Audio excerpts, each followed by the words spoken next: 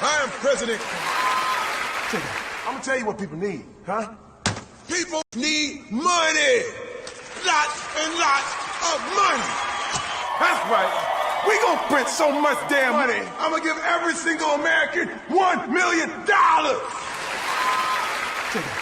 And then we gonna have a big ass party with all us millionaires. What's up, guys? Your boy, Benny. I have a 3-year-old. She loves painting pictures and making little art projects, and she holds on to them, and she has a little special drawer that she puts them all in, and she really cares a lot about her little art projects, and she'd be very, very sad if somebody came and destroyed them all. And that's kind of the vibe I get when I watch videos like this of Barack Obama. Barack Obama's put together his favorite project ever, which is being president without being president. Barack Obama's entire regime has staffed Joe Biden. Barack Obama facilitated Joe Biden winning the Democrat nomination in 2020. Barack Obama facilitated all of Joe Biden's donors. Barack Obama has facilitated all of the policies for Joe Biden. Barack Obama has run the Biden regime from the get. He's also bragged about doing it. This is Barack Obama's favorite little special project. You wish like you had a third term. You know what? If I could make an arrangement where I had a stand-in, a front man or front woman, and they had an earpiece in, and I was just in my basement in my sweats, looking through the stuff, and then I could sort of deliver the lines, but somebody else was doing all the talking and ceremony. I'd be fine with it. Oh man, okay, so Barack Obama literally on tape bragging about how Joe Biden is like a Manchurian candidate. He's not real. And probably has an earpiece in from Barack Obama. Like it says so. Guys, also, that probably explains why Joe Biden talks the way he does. Because the earpiece from Barack Obama's not a great orator, and Joe Biden is just trying to listen to the words. Ladies and gentlemen, we've been listening, and what we're sensing is pure and complete panic. Ping-pong balling around the internet today is a clip of Michelle Obama, who doesn't do a lot of press, but she's out here straight up panicking over the idea of Donald Trump coming back into office. Why? Well, one, because it destroys Barack Obama's special little art project that he's put together that we've seen that's totally novel in American history. There's no such thing as a president who controls other presidents, but this is what Barack Obama does, because Barack Obama thinks he can raise and lower the levels of the ocean, right? So there's nothing he can't do. But Michelle Obama realizes, I think more importantly, that they've overstepped this time, and that the policies that they have used and the judgments, rulings, and the destruction of the American political zeitgeist in order to put Trump supporters and Trump himself in prison will be flipped and used on them. And so this is like a survival thing for the Obamas. They know that when Donald Trump comes back in, he ain't swinging at nothing. Donald Trump is coming like the bull in the running of the bulls, down one of those beautiful little villa streets. And he is coming to clobber anything in his path. And the people in his path, of course, are the people who actually run the country, the elites. Ladies and gentlemen, Michelle Obama, terrified about what could happen. Well, this is very interesting and a very rare media interview from Michelle Obama. Watch. Because you don't have control over them. And you wonder, where are we in this? Where are our hearts? What's going to happen in this next election? I am terrified about what could possibly happen, because our leaders matter. Who we select, who speaks for us, who holds that bully pulpit.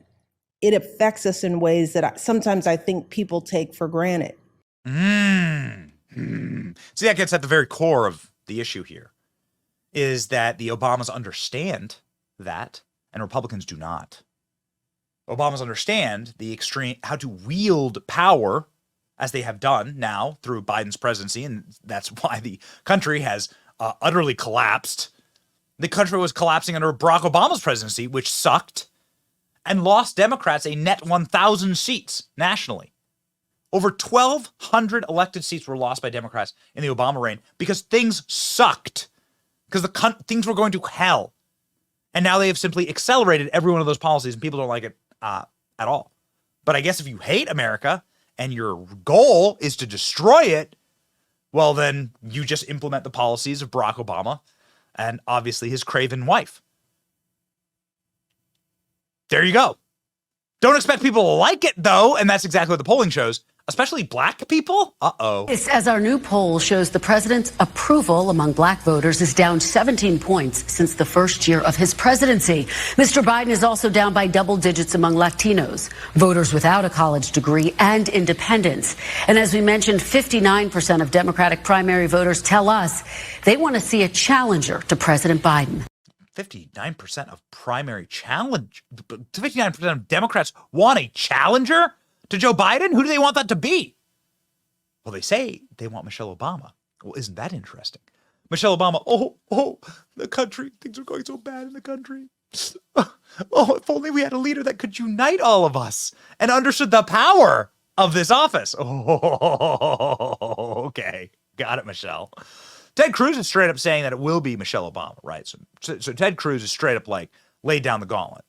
Said it's gonna be Michelle Obama. They're gonna do a last second switcheroo, and it's gonna be Michelle. Now, ladies and gentlemen, Barack Obama is attending donor meetings with Jill. So Joe Biden is so sickly and has so much dementia that he doesn't pull in the cash anymore. So Barack Obama is straight up out here fundraising like he's the president, because he is the president. Barack Obama also out here trying to save his third term presidency by having secret meetings with Joe at the White House. President Biden ramps up his general election campaign. There are new warning signs. The Washington Post reporting former President Obama has raised questions about the structure of President Biden's reelection campaign. Two sources confirmed to NBC News that Obama and Biden met over lunch in December and discussed the campaign, with Obama expressing deep concern about Mr. Trump's political strength. Underscoring the urgency, one source telling me this is an all-hands-on-deck moment. Oh, yeah, baby. Oh, yeah.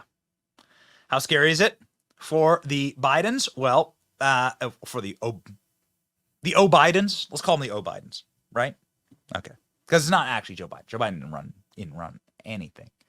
Joe Biden can't even run a black congregation in South Carolina where Joe Biden was summarily booed off the stage.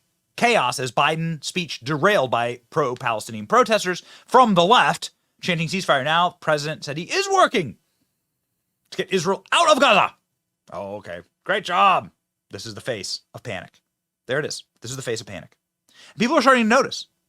Hardened Democrat voters, people who are activists for Democrats, are not only screaming at Joe Biden inside of black churches, which should be like just the most simple, controllable layup for him, but also some of the greater and larger commentators in the political space and in the cultural space, like Stephen A. Smith, are saying, yeah, this ain't it. This ain't it.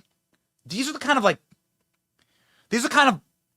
of commentary that scares the shit out of these people, because the people who listen to Stephen A. Smith are the kind of low IQ individuals that you must have voting for you in mass. And here he is just like utterly disemboweling old, diseased, dementia-ridden Joe Biden. Case of Biden, clearly he doesn't seem to be as cogent and as lucid as we would like him to be. My bigger point was this. It is a disgrace for the Democratic Party to call themselves progressives when they're virtually begging an 82-year-old man at election time to run for re-election. That is the point that I was making. You're supposed to be progressive, right? You're supposed to be moving forward. You're supposed to be thinking forward. You're supposed to be being innovative and younger and all of this other stuff. And you're leaning on the hopes and the prayers of an 82-year-old who would be Joe Biden. He's 80 right now. He'd be going 81. He'll be 82 at the time of re-election if that were to happen. To depend on him is an indictment against the Democratic Party. And the reason I brought up Gavin Newsom is because, listen, I am absolutely positively allergic to the high taxes in California. I can't stand them. To me, the state invents ways to take your money. It's just unbelievable to me. But to watch him sit directly face to face with you, Sean Hannity, and go toe to toe the way that y'all did Okay, so then he goes on and gives John Hannity an Epstein massage. Great job. Gavin Newsom asked, will you run in 2024? This answer is very telling. Filing deadlines haven't passed. President Biden doesn't run. Why shouldn't we consider you a likely candidate? I think the vice president is naturally the one lined up, and the filing deadlines are quickly coming to pass. And Wait, Kamala Harris is the one lined up? What do you mean lined up? Well, let's go ahead and ask Kamala Harris. What does this mean? Kamala Harris, I am ready to take over the oath of the president at any time. To take over the job of being president. To take over the job. To take over the job. Joe Rogan predicts Democrat Party will use Biden criminal bribery scandal to replace Joe Biden in the 2024 ticket. And who will they replace Joe Biden with? Oh. Who we select, who speaks for us, who holds that bully pulpit. It affects us in ways that sometimes I think people take for granted. Oh, yeah. Well, people aren't going to take me for granted. I'm Michelle Obama.